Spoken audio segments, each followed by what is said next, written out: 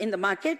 And this was considered, it should be in a language which is easily accessible to all, even in South India. And I'm grateful to Mr. Ajay Kumar Rai, who is a good scholar, and most of the time he remains abroad on various fellowships. Right now also he's in the US in a very, very important university. So he is a great scholar, especially in security issues, in national and international relations. And I'm extremely grateful to Arun Maheshwari ji. Kahan hai Arun ji? Arun Maheshwari, yes. He is the MD and the chairman of the Vani Group of Publications, and his daughter Aditi, an extremely bright girl. She loves Hindi. Hindi का प्रेम इनका बहुत सर्वविदित है. इन्होंने बहुत मदद करी. इनके गाइडेंस में अरुण जी के सारा पब्लिकेशन का काम अदिति ने देखा है. मुझसे कम मेहनत नहीं की है. मैं तो नेतागिरी में भी कुछ रही, लेकिन जब भी इनको याद किया ये उपलब्ध रही, तो मैं इन सब का आभार व्यक्त करती हूँ. और खास तौर से मंच का आभार व्यक्त करती हूँ. धामी जी का भी आभार व्यक्त करती हूँ. आए हैं वहाँ से, उत्तराखंड से हमारे कई सारे महत्वपूर्ण लोग आए हैं. हमारे MP साहब भी आए हैं. तो आप सबको मैं वेलकम करती हूँ. आप सबका स्वागत करती हूँ. ये किताब आपके लिए है. लोग कह रहे हैं विवादित होगी. अगर किताब विवादित नहीं होगी तो क्या होगा? क्योंकि कोई भी इतिहास एक रुखी नहीं हो सकता भाई साहब. जो भी इतिहास लिखा जाएगा उस अगर आलोचना ना हो तो इसका मतलब वो काम बेकार है. If the work is good it will be criticised, it will be उसका मूल्यांकन लोग करेंगे. तो मैं चाहती हूँ उसका खूब मूल्यांकन हो. जो नाराज है वो लिखे, जो खुश है वो लिखे, जो मैं मिस कर गई वो लिखे.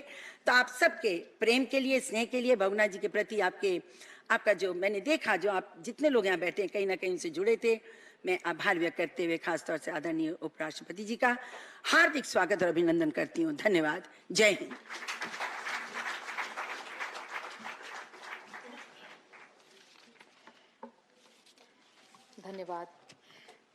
धन्यवाद मैम.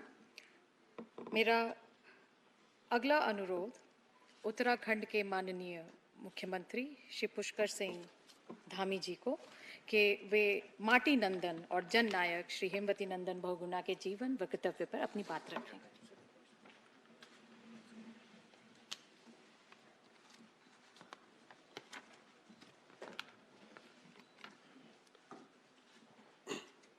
स्वर्गीय हेमवती नंदन बहुगुणा जी के जीवन पर आधारित पुस्तक के आज विमोचन अवसर पर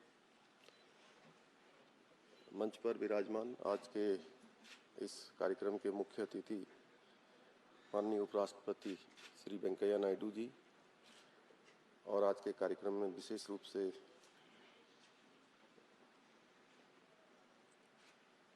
भारत सरकार के रक्षा मंत्री आदरणीय राजनाथ सिंह जी और अभी जिन्होंने पूरी प्रस्तावना रखी, यहाँ पर विस्तार से स्वर्गीय बहुगुणा जी के बारे में हम सबके सामने एक झलक बहुत कम शब्दों में और विस्तार से समझाने के लिए आदरणीय रीता बहुगुणा जोशी जी,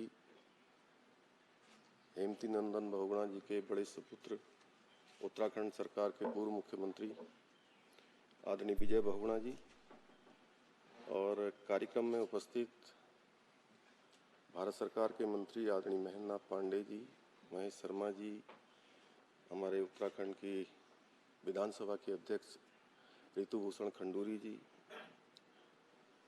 सांसद आदरणीय बंसल जी, माना लक्ष्मी शाह जी, सुबोध जी, सौरभ जी और बहुत सारे हमारे यहाँ पर माननीय सांसदगण हैं, सारे महानुभाव, उपस्थित भाइयों एवं बहनों, आज बड़ा मैं कहूँ कि मेरे लिए बड़े गर्व की बात है कि जिन हेमवती नंदन बहुगुणा जो पहाड़ से निकलकर, जिन्होंने हमेशा हिमालय की तरह दृढ़ रहकर, राजनीति हो या उनके व्यक्तिगत जीवन हो, जिन्होंने कभी झुकना स्वीकार नहीं किया. वो एक चीज और कहते थे ना कि हिमालय टूट सकता है लेकिन झुक नहीं सकता. उनके बहुगुणा जी के जीवन पर लिखित पुस्तक भारतीय जन चेतना के संवाहक के विमोचन का आज ये सौभाग्य मिला है. वो बहुत ही विलक्षण प्रतिभा के धनी थे। जिन लोगों ने उनके साथ काम किया था उनसे हमने कभी बहुगुणा जी ने तो नहीं बताया मुझे, लेकिन बहुत सारे ऐसे अधिकारीगण थे या उनके साथ जिन्होंने राजनीतिक क्षेत्र में काम किया था, तो मैंने पूछा था उनसे, तो कहते थे कि वो हर किसी से अपना अलग अलग तरीके से फीडबैक लेते थे। हर दिन उनके यहाँ ये तय होता था कि कौन उनके साथ सवेरे का नाश्ता करेगा, कौन दिन का भोजन करेगा, कौन रात्रि को रहेगा, और उसके माध्यम से पूरे प्रदेश की और उस समय की जो वर्तमान जो हालात थे उन हालातों पर वो चर्चा करते थे। उनके जो काम थे वो अभी रीता जी ने बहुत विस्तार से बताया आपको। विलक्षण प्रतिभा के धनी थे, कुशल प्रशासक थे, ओजस्वी वक्ता थे, और स्वतंत्रता संग्राम से लेकर आज़ादी के बाद देश को आगे बढ़ाने में उन्होंने अपना अमूल्य योगदान दिया। उनके बारे में जितना भी वर्णन किया जाए वो कम है। हिमालय पुत्र, उनके इरादे हिमालय जैसे थे। अभी मैं उनकी जयंती के अवसर पर आदरणीय बहुगुणा जी के साथ गया था, तब पत्रकार बंधु पूछ रहे थे मुझे कि बहुगुणा जी के बारे में कुछ कहिए। तो मैंने कहा जैसे वो उनका नाम था हिमती नंदन, उनके इरादे भी जो है हिमालय जैसे थे, और उन्होंने कभी झुकना स्वीकार नहीं किया। लगातार अपनी विलक्षण बौद्धिक प्रतिभा के बल पर भारतीय राजनीति के उन्होंने अपनी अलग अलग पहचान बनाई। आज उस क्षेत्र में उनका पहाड़ के प्रति भी एक विशेष लगाव था। उत्तराखंड की माटी के वो लाल थे और लगातार जो उत्तराखंड के बारे में सोचते थे, आज उन्हीं सब कामों को आगे बढ़ाने का काम हमारे देश के यशस्वी प्रधानमंत्री नरेंद्र मोदी जी के नेतृत्व में लगातार उत्तराखंड में हो रहा है। चाहे आज हम सड़कों की बात करें तो ऑल वेदर रोडें जिस तरह से आज उत्तराखंड के अंदर बन रही है। अभी मैं कल गंगोत्री धाम और यमुनोत्री धाम के कपाट खुले हैं, और मैं कपाट खुलने के अवसर पर वहां गया तो वहां पर जितने भी यात्री देश के विभिन्न विभिन्न कोनों से आए थे, सारे लोग कह रहे थे कि वो सड़कें तो पहले से बन रही थी, लेकिन वो मुझे धन्यवाद कर रहे थे जब मैं वहां कपाट खुलने के अवसर पर गया।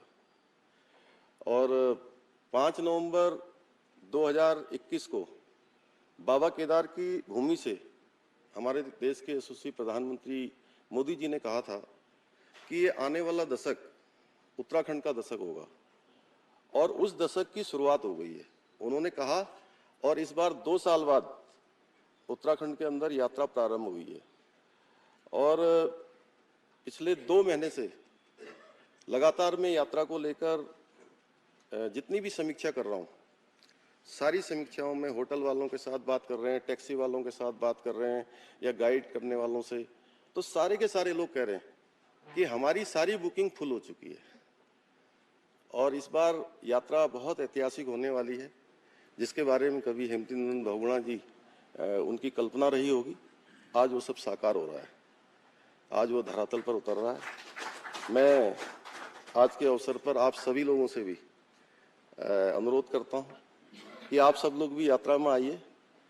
अभी कल कल यमुनोत्री और गंगोत्री के कपाट खुल गए हैं।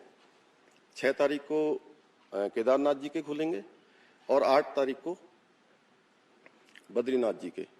हम लोगों ने पूरी व्यवस्था की है।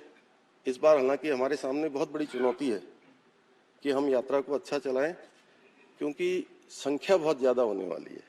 महामारी के बाद पहली बार यात्रा हो रही है, लेकिन हमारा पूरा प्रयास है कि सारे यात्री आएँ, सारे श्रद्धालु आएँ, पूरे देश भर के आएँ, सब लोग सकुशल आएँ, उनकी यात्रा सुगम हो, सरल हो और सुरक्षित हो, अपने घरों को सब लोग सुरक्षित लौटें।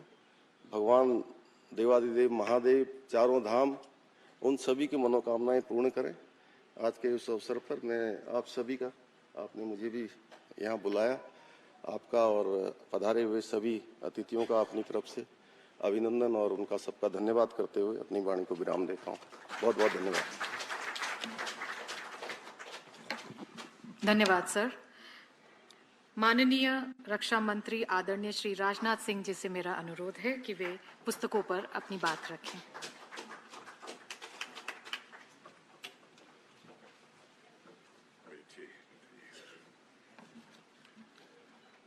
भारत के उपराष्ट्रपति, आदरणीय उपराष्ट्रपति जी, नाम नहीं लेना चाहता हूं, और हमारे उत्तर प्रदेश के यशस्वी मुख्यमंत्री श्री पुष्कर सिंह जी धामी, आदरणीय विजय बहुगुणा जी और बहन रीता जी, और इस सभागार में उपस्थित सभी सम्मानित देवियों व सज्जनों, बहुगुणा जी से पूरे राजनीतिक जीवन में केवल एक बार हमारी भेंट हुई है। मैं मिर्जापुर के पोस्ट ग्रेजुएट कॉलेज में फिजिक्स का लेक्चरर था, लेकिन जब लेक्चरर मैं बना था उसके साल डेढ़ साल के अंतर्गत ही जो महाविद्यालयी शिक्षकों का जो संगठन था उसका मैं जनरल सेक्रेटरी भी था। महाविद्यालय की समस्याओं को लेकर आंदोलन प्रारंभ हुआ था और आंदोलन धीरे धीरे बढ़ते पूरे प्रदेश का वह आंदोलन बन गया था। लोगों ने इच्छा व्यक्त की, उस समय मुख्यमंत्री बहुगुणा जी थे, कि एक बार महाविद्यालयी शिक्षकों का डेलीगेशन बहुगुणा जी से मिलना चाहिए। मैंने कहा बिल्कुल चलना चाहिए। संभावना पूरी तरह से धूमिल थी कि उनसे भेंट हो पाएगी, ऐसी कोई संभावना नहीं थी। फिर भी हौसला बुलंद था, जवानी थी, 23 साल 23.5 साल की उम्र थी। मैंने कहा नहीं चलो मिलेंगे, क्यों नहीं। मैं आश्चर्यचकित था।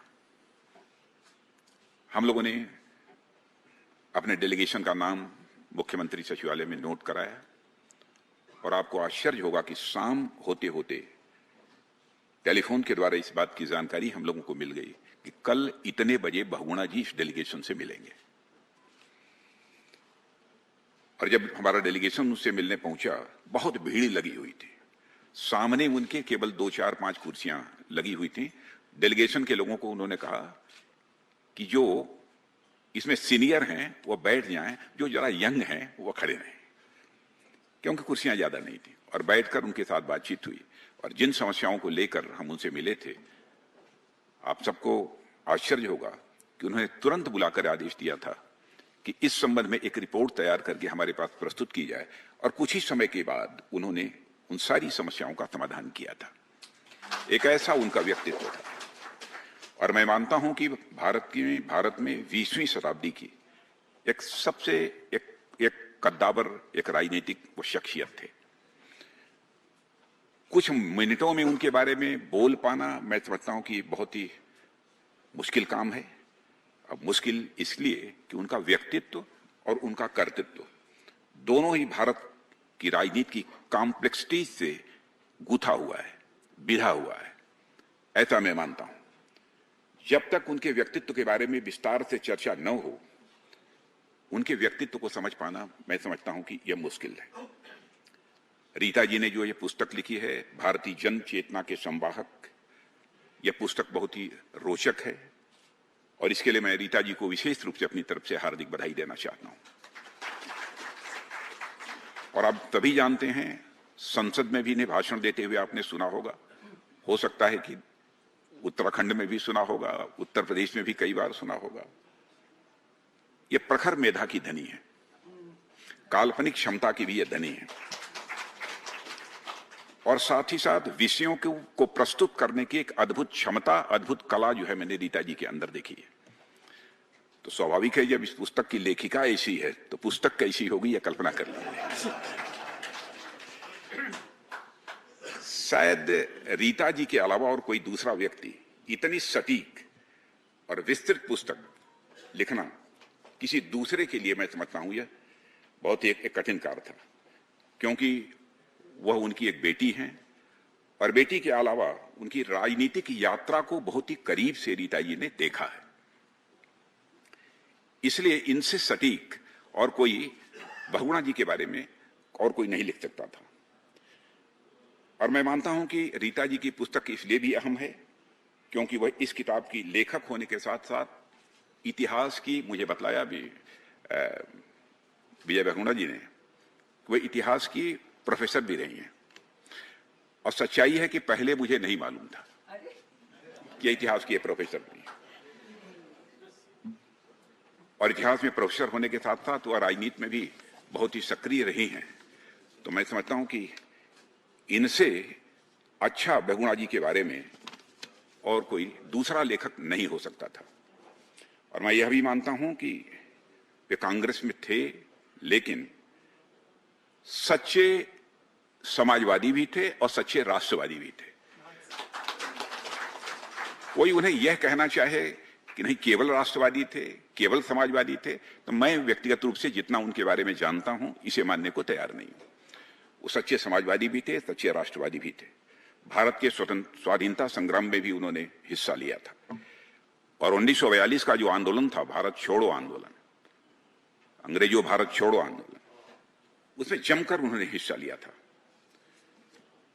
और मैं ये कह सकता हूं कि कांग्रेस को विस्तार देने में, कांग्रेस को ऊंचाई देने में एक बहुत ही महत्वपूर्ण योगदान हेमवती नंदन जी बहुगुणा का भी रहा है, और इसे हमारे कांग्रेस के मित्रों को स्वीकार करना चाहिए।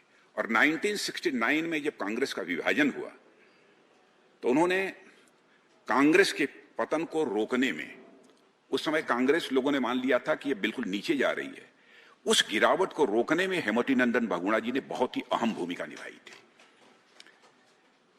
और कुछ समय बाद उन्हें यह महसूस होने लगा कि जो कांग्रेस पहले थी वह कांग्रेस अब नहीं रह गई है, और उनका यह मानना था कि अब कांग्रेस केवल एक व्यक्ति के इर्द गिर्द घूमने वाली यह कांग्रेस रह गई है, उनकी ऐसी धारणा बनी। और मुझे वह भी याद है कि जब पंडित कमलापति त्रिपाठी जी को हटाकर जब उन्हें सीएम बनाया गया था, उस समय भी उत्तर प्रदेश में तरह तरह की बहुत सारी चर्चाएं होती थी। बहुत अभूतपूर्व चुनौती उस समय भी थी, लेकिन 6 महीने के अंदर उन्होंने बखूबी उस संकट का सामना किया, और 1974 में फिर से कांग्रेस को सत्ता में लाने का काम यदि किसी ने किया था तो बहुगुणा जी ने किया था। अब उत्तर प्रदेश जैसे बड़े राज्य में लोग, अभी हमारे धामी जी कह रहे थे कि उत्तराखंड की मिट्टी के लाल, उत्तराखंड की मिट्टी के समित, उसमें उत्तराखंड उत्तर प्रदेश एक ही था।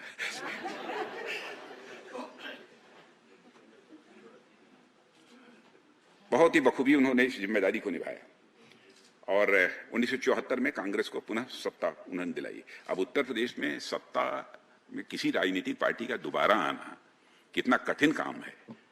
आप ये समझ सकते हैं कि इस बार यदि सत्ता उत्तर प्रदेश में आई है तो लगभग 3-3.5 दशक के बाद दोबारा आई है।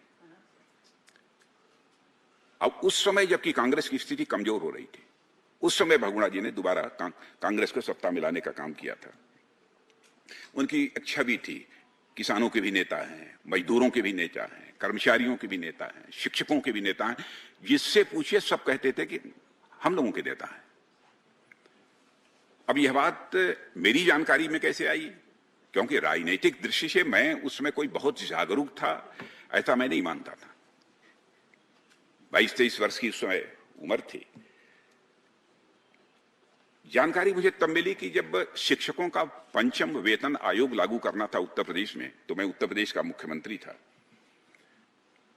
मैंने उसे लागू कर दिया। सारा शिक्षक संगठन, कई शिक्षक संगठन थे, सारे शिक्षक संगठन जब मुझे बधाई देने के लिए आए तो सारे शिक्षक संगठनों ने यह कहा कि साहब आपने तो कमाल कर दिया, बधाई दिया। उन्होंने कहा कि हम लोगों ने जो बहुगुणा जी के अंदर शिक्षकों कर्मचारियों के प्रति संवेदनशीलता देखी थी वही आपके अंदर हम देख रहे हैं। अब वो हमारे अंदर संवेदनशीलता थी नहीं थी वो अलग का विषय है, लेकिन उन्होंने मेरी तुलना जो है उस समय बहुगुणा जी से कर दी। जो संवेदनशीलता उनके अंतर्गत देखी थी वही आपके अंदर देखी है। लोकतंत्र के प्रति गहरी आस्था थी। आपातकाल की क्या स्थिति थी उससे आप सभी अच्छी तरह परिचित हैं। कब कौन चला जाएगा, जेल की 4 दीवारियों के पीछे कुछ कहा नहीं जा सकता था। बराबर बहुगुणा जी के ऊपर भी यह दबाव बना था कि जेपी मूवमेंट की गतिविधियों को जितना रोक सकते हो आपको रोकने की कोशिश करनी चाहिए। ये गतिविधियां किसी भी सूरत में बढ़ने ना पाए। लोगों को बिहाइंड बार करना हो तो बिहाइंड बार करिए। ऐसे ही उन्नाव के कल बैठे थे हमारे साथ हेमंत जी शर्मा, उन्होंने मुझे बतलाया और मुझे सचमुच बहुत ही इससे सुखद अनुभूति हुई। उन्होंने कहा उन्नाव में एक राष्ट्रीय स्वयंसेवक संघ के एक बड़े वरिष्ठ कार्यकर्ता थे, पंडित गिरजा शंकर जी पाठक, 80 साल की उम्र थी। उनके वहां के उन्नाव के डिस्ट्रिक्ट मजिस्ट्रेट के ऊपर दबाव था कि गिरजा शंकर पाठक सबसे सीनियर हैं, उनको निश्चित रूप से गिरफ्तार किया जाना चाहिए। तो वहां के डिस्ट्रिक्ट मजिस्ट्रेट ने बहुगुणा जी से पूछा कि उनकी कोई खास एक्टिविटीज नहीं है, प्रतिष्ठित व्यक्ति हैं, बुजुर्ग हैं, लेकिन उनको गिरफ्तार करने के लिए कहा जा रहा है। बहुगुणा जी ने कांग्रेस का मुख्यमंत्री रहते हुए यह कहा किसी भी सूरत में गिरजा शंकर पाठक को गिरफ्तार नहीं किया जाना चाहिए। और मैं जानता हूं कि बड़े बड़े कद्दावर कांग्रेस के नेताओं की हिम्मत नहीं थी कि केंद्र के द्वारा जो निर्देश प्राप्त हो उस निर्देश का वो पालन न करें। ऐसी शख्सियत ये बहुगुणा जी थे। और उन्होंने इंदिरा जी की बात उस समय मानने से इनकार कर दिया था और उन्होंने साफ कहा था कि स्वस्थ लोकतांत्रिक व्यवस्था में विरोधियों को विचार करने का पूरा हक है और उन्हें पूरा औषध भी प्राप्त होना चाहिए। यह बात हेमवती नंदन जी बहुगुणा ने उस समय कही थी। उन्होंने अपनी जिंदगी में बहुत सारी घटनाओं की विस्तार में जाकर चर्चा नहीं करूंगा। अपनी जिंदगी में सीएम की कुर्सी छोड़ना मंजूर किया, लेकिन लोकतंत्र का गला घोटना यह बहुगुणा जी को मंजूर नहीं था। सबसे बड़ी विशेषता थी।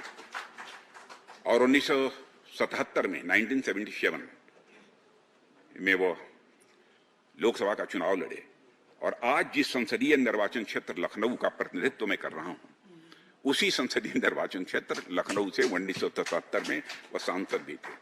और उसके बाद मोरारजी भाई और चौधरी चरण सिंह के भी प्रधानमंत्री रहते हुए जो सरकार बनी थी, उस सरकार में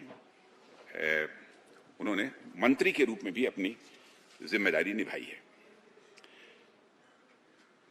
बहुगुणा जी पार्टी के अंदर भी सदैव लोकतंत्र के पक्षधर रहे हैं, सदैव लोकतंत्र के पक्षधर थे, सदैव बेबाकी से बात रखने वाले थे, चाहे फोरम जो भी हो उस पर कभी उनको हिचक नहीं है।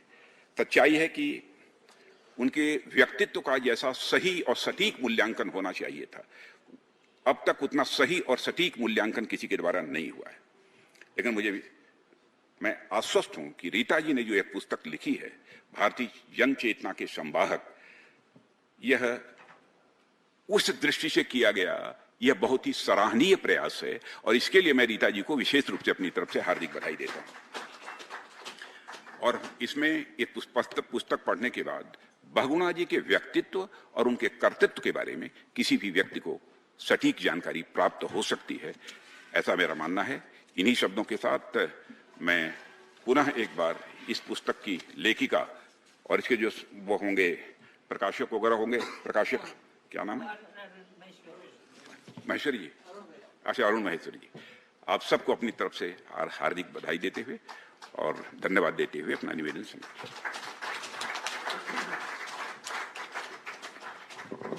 बहुत धन्यवाद सर। बहुगुणा जी के सभी कागजात, उनके पत्र अब नेहरू मेमोरियल लाइब्रेरी में शोधकर्ताओं के लिए उपलब्ध हैं। I now request respected honourable vice president sir to launch Hemvati Nandan Bahuguna भारतीय जनचेतना के संवाहक and Hemvati Nandan Bahuguna the political crusader. I request Shri Vijay Bahuguna ji, former High Court judge and former Chief Minister of Uttarakhand, Srimati Rita Bahuguna Joshi ji, Shri Arun Maheshwari ji, to join us on stage for the launch of the book.